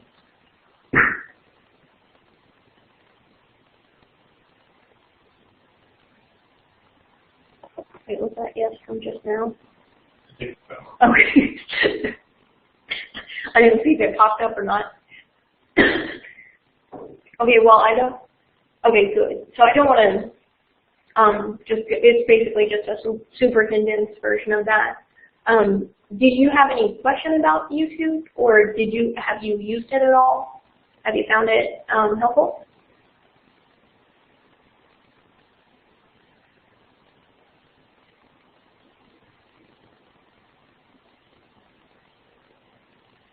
Oh, excellent, excellent. Did you find like students sort of responded more to that, or were they did they consider you sort of more personable? Yeah. Yeah, I think it's good to do those quick videos because people are self-conscious about being on video, but if you can do just a quick one, it really makes you a human person to the student. So again, just always make sure you're using your alt tags and captions, auto captions in YouTube, awesome. Include the URL for YouTube mashups so that they can go directly there if they need to. Then the films on demand, are you aware of the films on demand issues that we've had? Or do you use films on demand? Okay. So films on demand, you can't find everything on YouTube. And we do have films on demand as a resource here. So when students click on My OTC and they log into My OTC and films on demand because it's a single sign-on service that we have. The problem arises when students then click into Blackboard, log into Blackboard, and they're working in Blackboard. Well, their My OTC login is sitting there idle, and after about 30 minutes, it expires. But they don't realize it because their Blackboard login is still active because they're still in it. So if they are, after 30 or so minutes, they come across a Films on Demand embedded video, it'll have a box asking for their login credentials. And they can't type their OTC login credentials in the box. It gives them an error because it's not picking up that single sign-on. So what they have to do is go back to My OTC and log in. So yeah, it's caused some problems, but it's nothing that we can't work around. If you find something from Films on Demand that you really, really want students to use, you can do a couple of things. You can embed it there, and you can put a note for students, say, if you don't see the video, if you see a login screen, go out to My OTC and log back into My OTC, then come back in and refresh the page. And that will fix it. Or you can just simply give them the title of it and say, go into My OTC, go to the resources, go to Films on Demand, and look up this video. So, and you can put instructions for both, like if you have trouble with that, do this. But it will require some troubleshooting most of the time, because unless it's like the students go to Blackboard and it's one of the first things they pull up, and they could be working in someone else's class, and then another class, and then finally get to your class, and their login is expired. So that's, if students report seeing that, that's what's going on. So if you're using Films on Demand, it's just good to put a note in there about that. Okay. Test. Are you familiar with the test import-export process? Okay, let's have a look at it. Say you're teaching 2 or 3 different sections and you don't have them combined, or they're seated so you can't combine them, and you've made one fantastic, beautiful test, and you want to copy it over to your other sections. But you don't want to do a full course copy because you've already got your materials in there. You would go to your test surveys and polls area and your test area, and you can't just copy it to the other course or move it to the other course, but you can export it. And this is going to save a file to your computer. You're not going to open it. If you have if your browser prompts you open or save, you want to save it, make note of where you save it so you can find it later for the import part. Save the file. It's not a file you can open anyway because it's a Blackboard specific file. Then you would go to your course, your other course. Pretend like we're going to a different course. You go to your test series and pools and your test, and then you click the big import button. Browse your computer. This is why you want to remember where you put it. No, I put it in down. I just had it sorted wrong. Okay, then you would just open it, click submit, click OK, and then you'll see it in the list. Now, it's not deployed, so it's not anywhere in the course where students will access it. And to do that, you have to deploy the test. To deploy the test, you go to the area that you want to put it in, under the assessment menu, test, and you'll see it show up in the list. So you can select it and click submit. And you can add a description. Now, this is the description that will be on the item, not on when they click on the test to take it. This will just be where that link to the test is. This will be the description there. So they're going to be the same or slightly different. But and then let me see. Okay, do you have any questions? We're going to go ahead and run through the test options, just because I think that's something that everybody should be thoroughly familiar with, because it really has a huge impact on students. So you want to always set the link available to yes. Only want it available during a specific time period. Check the boxes for both the after and until, and then set the date and time.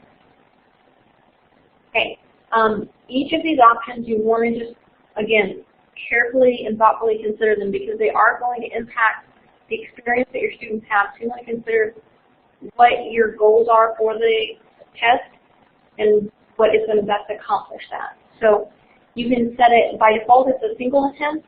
You can set multiple attempts, unlimited, or a specific number. So if you want students to have a couple of chances, or if it's a pre-test or a practice test or something, you just want drill and practice, you can have unlimited attempts. So that's just, it depends on the type of assessment. Course completion is an option that a lot of instructors use. What happens when you select that is that the student accesses the test. If they navigate away from the test, or if they lose connection to the internet, or the power goes out, or whatever happens, if they lose connection to that test, they can't access it again. They can't go back into the test. So a lot of instructors will enable this because they don't want students to go in, look at all the questions, go out, look up the answers, and come back and put them in. Just, again, thoughtfully consider what you're trying to accomplish with the test and know what that option does. If it's a proctored test, please do not select that option because we know that students aren't doing that and because there is a lot of traffic on the server during proctored times.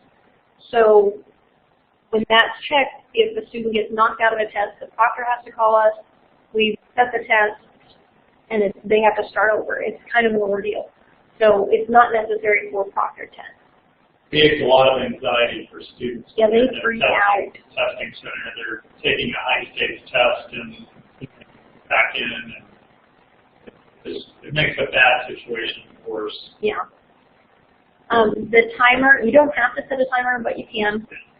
The timer by itself will not cause the test to submit when the time is up. The test will continue to run, and there will be a note in grade center letting you know how much time the student used, and it will be bright, bold red if they go over that timer.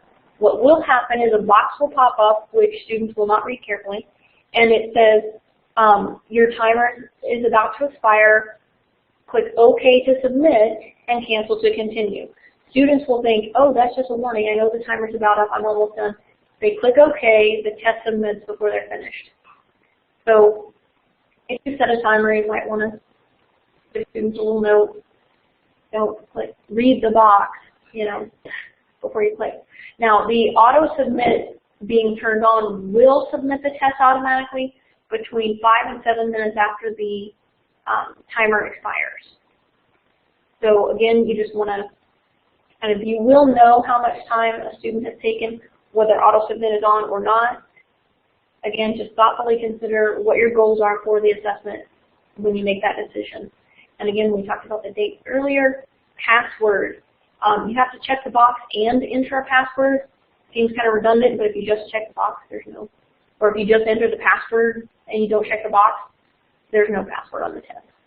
So, due dates will appear right under the test item, so students can see that. Can serve as a bit of a reminder. You just want to make sure if you do set the due date that you got the right due date in there, that it matches the announcements, that it matches the syllabus, that it matches the course calendar, and so forth.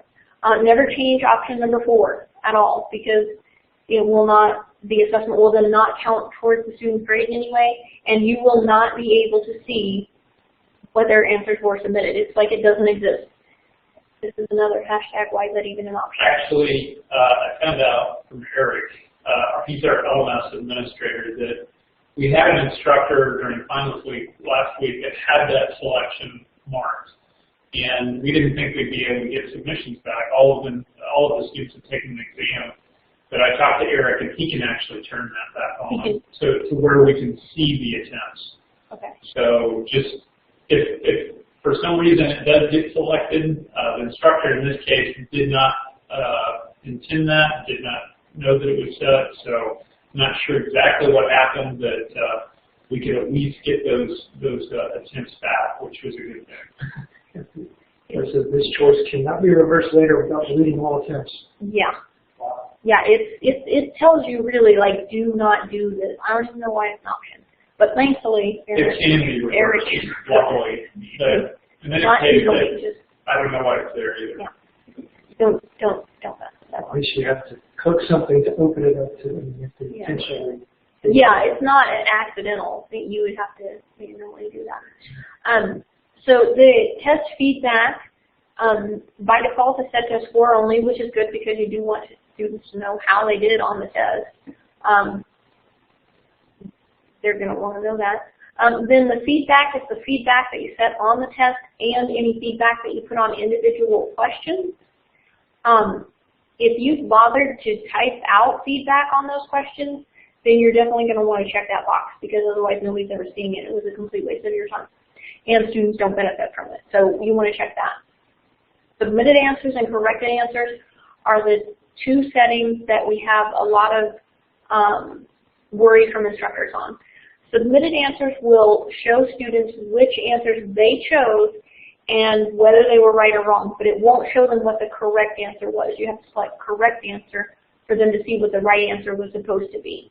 The submitted answers option, the benefit of that is when students can say, oh, I got that question wrong, I need to look that up because I know it'll be on the final, or hey, I'm just a really great student and I want to learn. But it's not giving them the answers unless all of your questions have only two choices or a true-false, in which case that's not a very good test, so start over.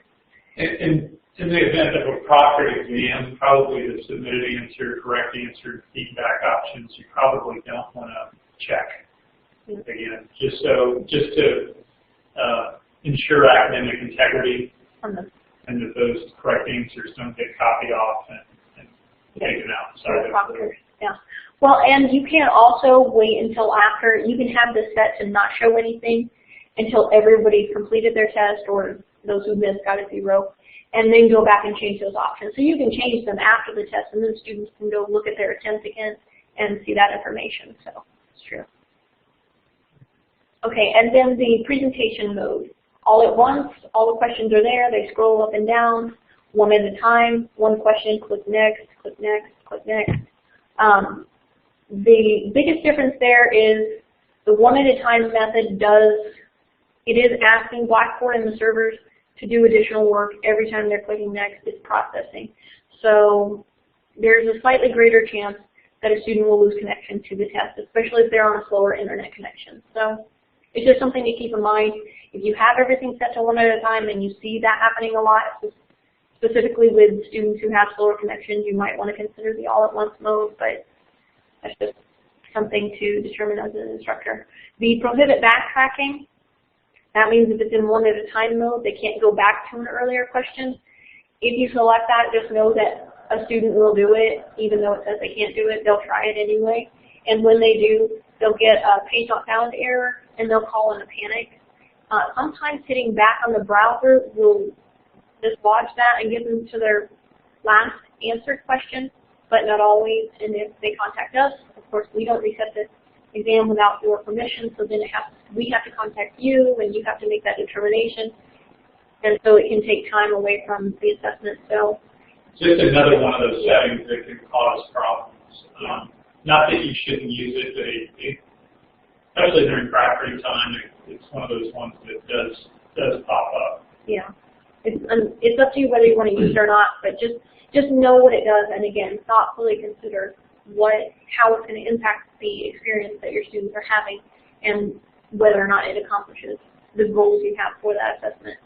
And then randomized questions, obviously it randomizes the question. So if you have 25 questions, every time the attempt is accessed, if it's multiple attempts, each time the student accesses it, question number 1 is going to be different, question number 2 is going to be different. They're going to be in a shuffled order. That's all. And that is all your test options. I'm just going to delete that. Grimly. Okay, so do you have any questions about test settings or any particularly strong feelings about specific test settings?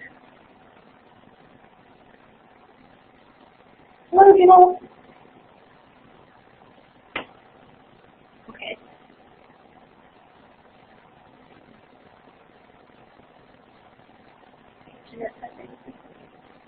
Okay.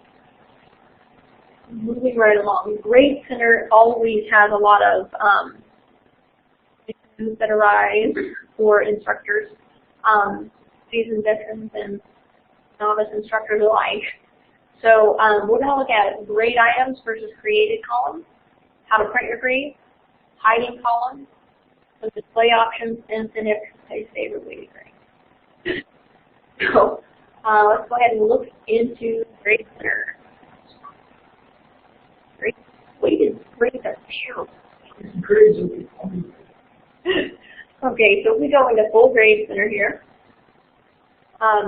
you can see about all of your grade items show up in columns. As online instructors, I'm sure you're aware that when you create an item that is gradable, discussion, an assignment, or a test, it automatically creates a column for that, so you don't need to create another column. Created columns are really for seated instructors. If you have any questions about that, just give me a shout. Otherwise, I'm going to move on to the next thing because you guys are online, so you know what you're doing. Okay. Printing grades, which you have to do a lot of times to print out or save a file of and submit to the department at the end of the semester. The easiest way to do that is work offline, download, and submit, and download, and save it. Remember where you saved it. When you try to open it, it will ask you, are sure you want to open it if this data is coming from somewhere else. So just click yes, and that is your grade center. And you can format it and make it all beautiful and all that. And then when you save it, make sure you do the save as and change the file type to an Excel workbook. Otherwise, it's not going to be very useful. And again, remember where you're going to use that. Go back to Grade Center. Okay, a couple of things that come up for instructors a lot with Grade Center. If you wanted to hide a column from students for whatever reason, first I would say if it's something that you're not going to use in the course, you probably just go to wherever it resides in the lesson, delete it, and then the column will be taken out. Or if it's a created column, just delete the column.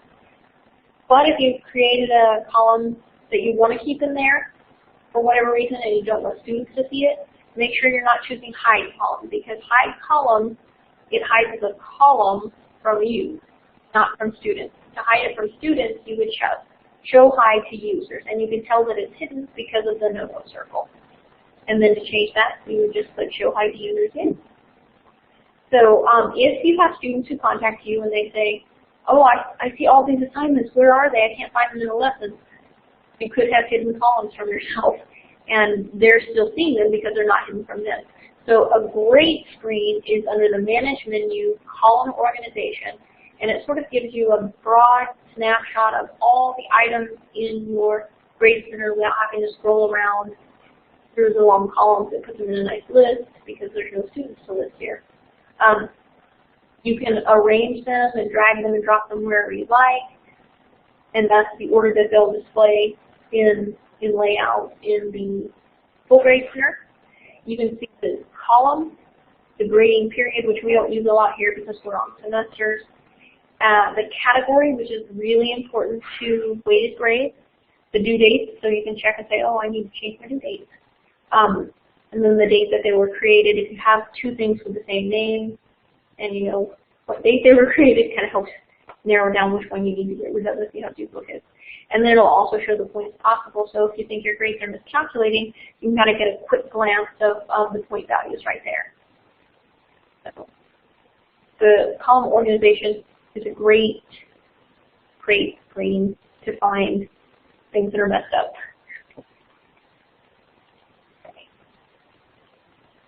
Okay, and then one more thing before we move to the weighted grades is an interesting feature in Blackboard that doesn't get used a lot, but the instructors who have been using it say that they really like it, and that's the color code.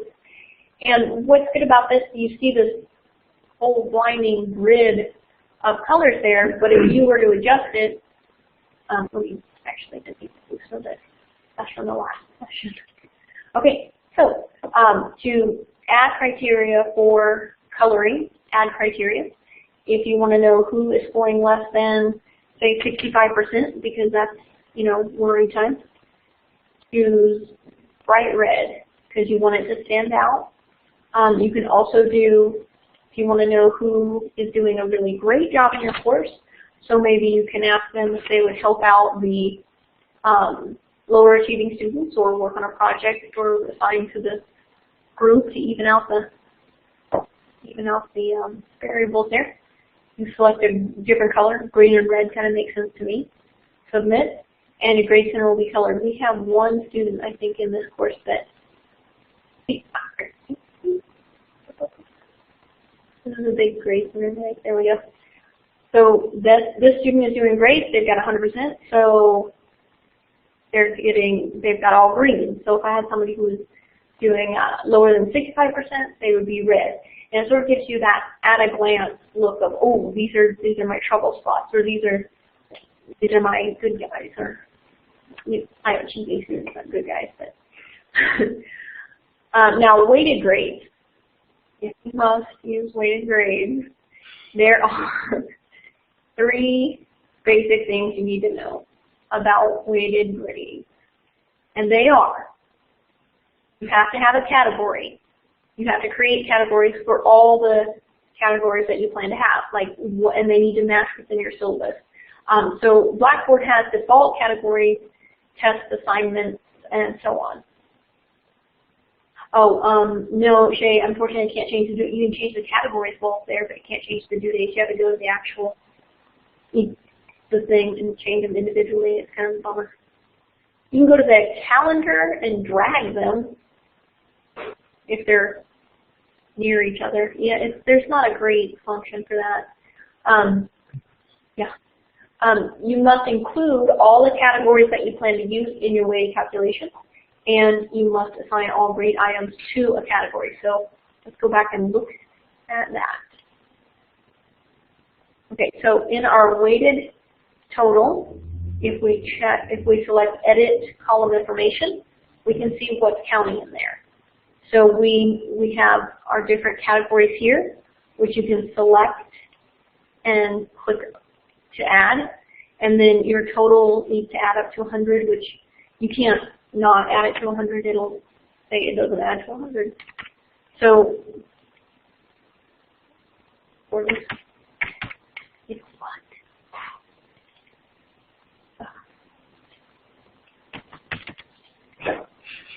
Our keyboard sometimes gets shaky. There it goes. Okay. Okay. So once they're at 100, you are all good. Make sure that you've got the right categories, the categories that you want, and that they're at the right weights and that they match your syllabus so that you haven't lied to your students. Click submit, and you've got it all set and ready to go. Then what you would want to do is make sure that all of these, all of your grade items are set to the category that they need to be set to. So you can hover over and you can see it's that middle where it says test over there. That's the category it's in. So this is going to take forever if you do that way. But again, column organization, what? That is the category right there. Test, survey, discussion, assignment. By default, if you choose test out of your assessment menu when you create a test, by default it's going to be a test. So if you want to change it, a lot of times instructors will have a separate category for their final. You'll have to go to that item in the course and manually change its category, or you can change categories right here. So I could be like, that's not a test, that's final exam, or that's a journal, or whatever you want to change it to. So fortunately, you can bulk change here quickly and easily, but that's the only quick, bulk, easy thing that there is anywhere in Blackboard. So this will give you, though, that quick at-a-glance view of what is in what category. So you can easily say, oh, that's why, because this is assigned in no category.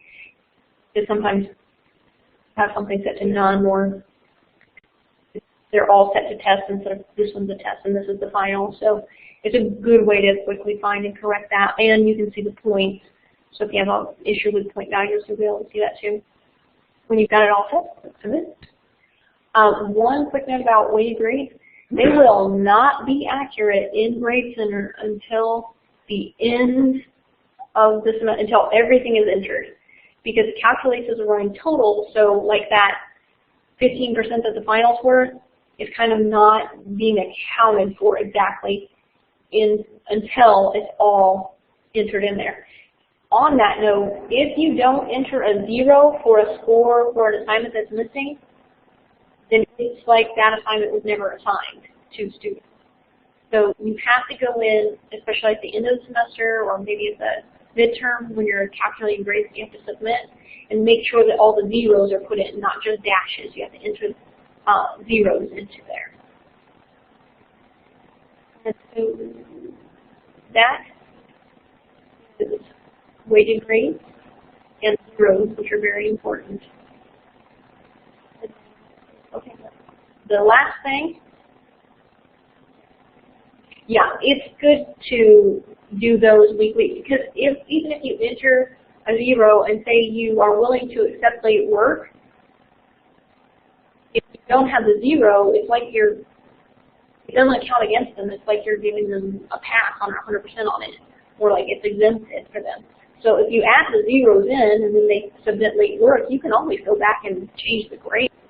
So exactly, and that happens so often. We have instructors who don't realize that they need to enter the zeros, and so it's showing a student who has an F that they have a B, and then the students freak out at the end of the semester because they're like, I thought I was doing fine. And I'm thinking, you didn't do half your work. How could you think you were doing, no matter what grade center says, how could you think that? But yeah, you can change them, but we have tons of students who think that they're getting a higher grade and then wait till the end of the semester, and then they're like, what? I didn't know I had an F. Well, you didn't do anything in the course, but their grade in Grade Center was showing a B, so they thought they had a B. They thought they were getting away with it. They were in that fool's paradise. Now, the last thing I want to show you is the Student View tool, which is the most awesome tool in my opinion. It's fantastic, and I love it. And you should use it every day, or most days, or some days, or anytime a student says, you know, I see something weird, that doesn't make sense, or I can't find that link.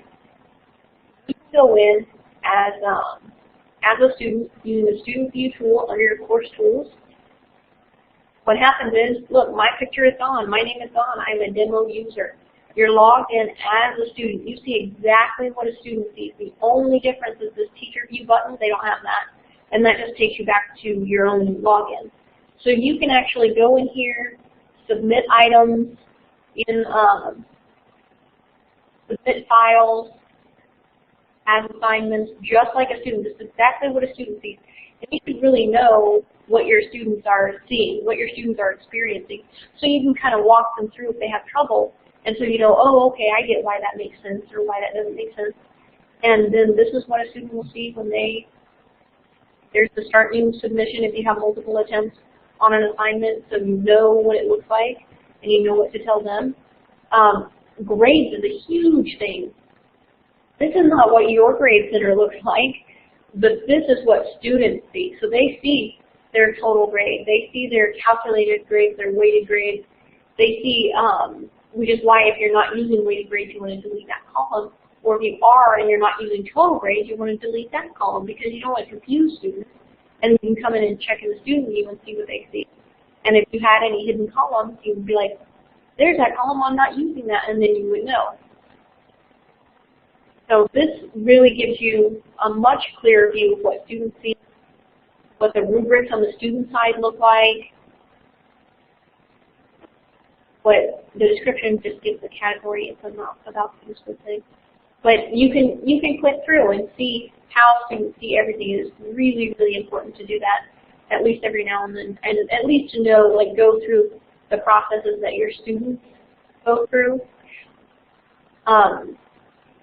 View is under your control panel, course tools, and they're alphabetically listed, and it's Student View. It's not going to work in your fall courses right now because if a student tried to act as a fall course, they wouldn't be able to because they're not open yet. But if you have like a sandbox course, you can use it. And that Thursday before the semester starts, when students have access, then the Student View tool will work because it is just exactly a replica of what students see. So. Yeah, I can show you. If you don't see it in this list, I'll show you what you need to do. It should be in there because we've got it like stuck permanently on, but if it's not there, under customization, tool availability, this is where you can turn on the tool, and they're alphabetical, so you have to scroll down for quite a ways. Student view application. Oh yeah, so you can't turn it off anymore. So it should be on. If it's not on, give us a call because it should definitely be on. Like I remember seeing a course where Yeah. I couldn't find it. And I said, oh, it wasn't turned on. So Yeah. This past semester we still didn't have it like on, like can't turn it off on. Okay. But now it can't turn it off on, so it should be. So that covers everything I had today. Have any questions? I've got time. We do have workshops coming up. Keep an eye on our PD calendar with workshops on rubrics and grading coming up. That'll be here in the lab. There will be real live then. And we'll work with you directly on your courses to get your issues worked out and fixed up. And anytime you need to stop by and sit down with one of us, we will be here. So be awesome, do awesome things, and tell me about the awesome things you're doing so I can tell other people about them and tell them how awesome you are.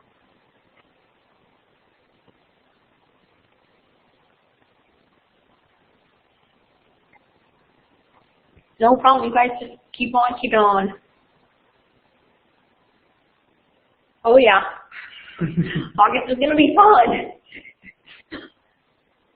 We'll have snacks, cookies, And coffee. and coffee.